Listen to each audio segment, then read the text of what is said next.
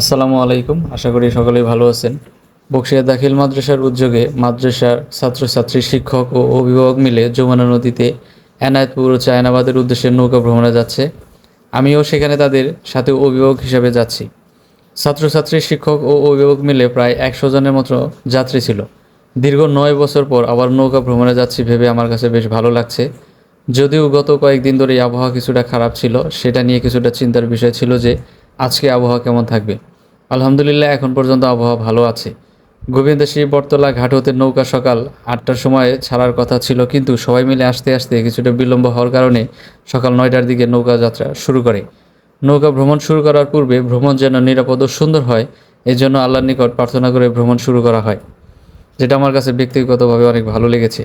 নৌকা ভ্রমণের গন্তব্য যেহেতু 2টি জায়গা, তাই আমরা প্রথমে এনায়েতপুর ভ্রমণ করব, তারপর সেখান হতে আমরা চায়নাবাদ ঘুরতে যাব।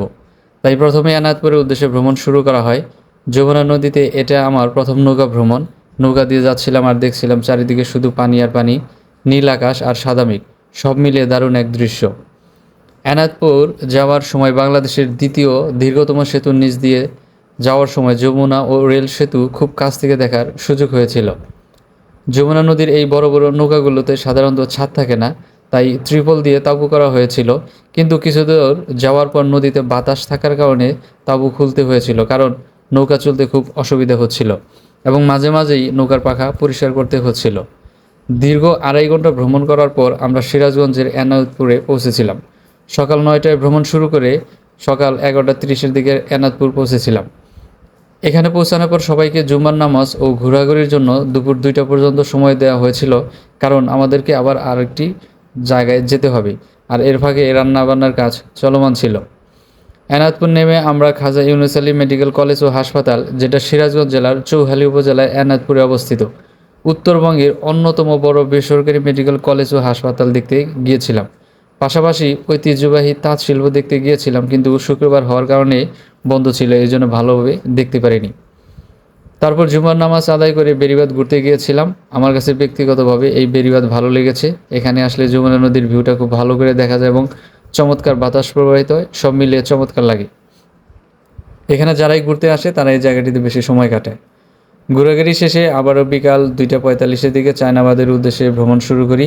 এনায়েতপুর হতে চায়নাবাদ যেতে প্রায় 3.5 ঘন্টা সময়ের প্রয়োজন, যেটা আমাকে মাঝি বলেছিল। চায়নাবাদ যেতে যেতে নৌকায় রান্না করার কাজ চলমান ছিল। রান্না শেষ হওয়ার পর সবাই মিলে নৌকায় বসে খাবার খেয়ে নিয়েছিলাম।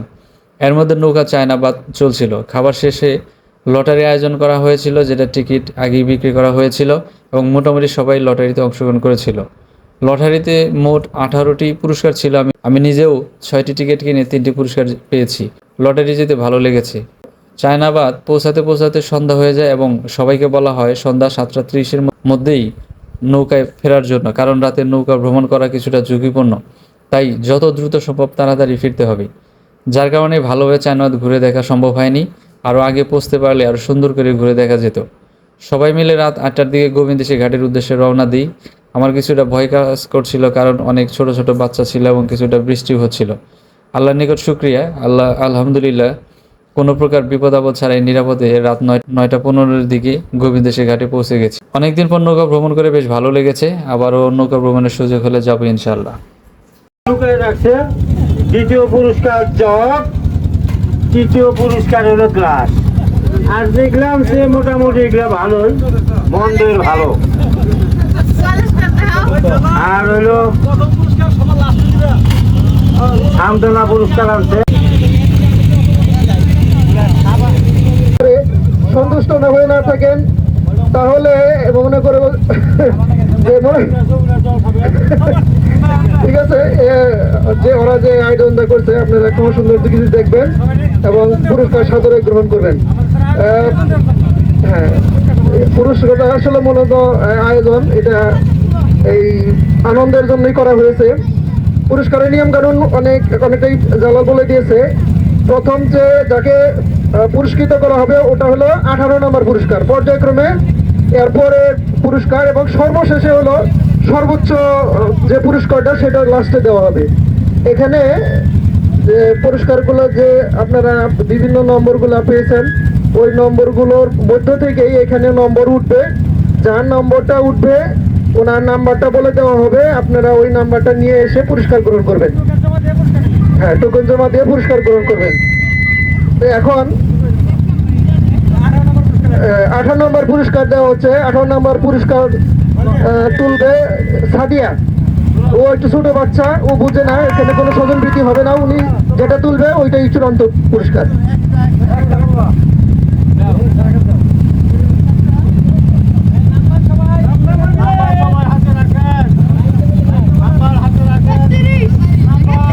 আঠারো নম্বর পুরস্কারের ভাগ্যবান নম্বর হলো 31।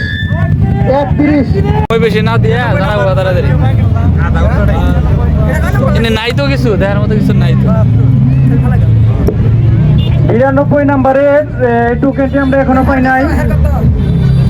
92 নৌকা থেকে নামার আগে আমাদের টোকেন দেখাইতে হবে।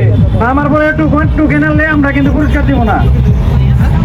নৌকা থেকে নামার আগে টোকেন দেখাইতে হবে। 92 পুরস্কারটি দ্বিতীয় পুরস্কার। 92 নাম্বারের পুরস্কারটি আমাদের কাছে রয়েছে। নৌকা থেকে নামার আগে টোকেন দেখাতে হবে।